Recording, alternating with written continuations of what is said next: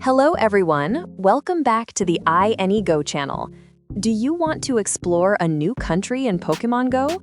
Or would you prefer to tour the virtual world from the comfort of your own home? Teleportation is a cool feature in the game, but many players face warnings or bans when attempting to teleport without the necessary permissions.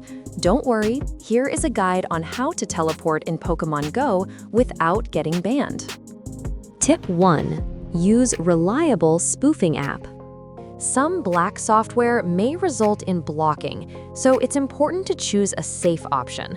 I recommend either iAnyGo, which I have been using for an extended period. This tool allows for teleportation with just a click and feature a joystick for easy navigation within the game. Additionally, it offers the ability to set up multi-spotted movement and include cool extra features such as a cooldown timer. Tip 2. Don't teleport too far while playing.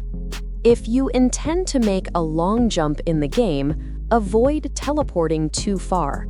If you are housebroken, you may want to quit the game, then teleport and wait for your phone's location to change before restarting the game. Tip 3. Limit frequent teleporting. Limit the frequency of teleporting to prevent issues. It is advisable to wait a few hours between teleportations. Tip 4. Don't speed.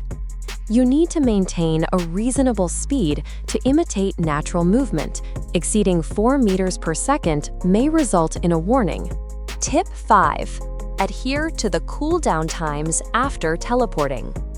Do not engage in activities such as catching Pokémon, participating in raids, or spinning PokéStops until the cooldown period has ended, to avoid facing problems like the inability to catch Pokémon and losing Pokeballs. Today's lesson ends here. With these methods, you can teleport more effectively. If you find these tips useful, feel free to click the like button. See you in the next video.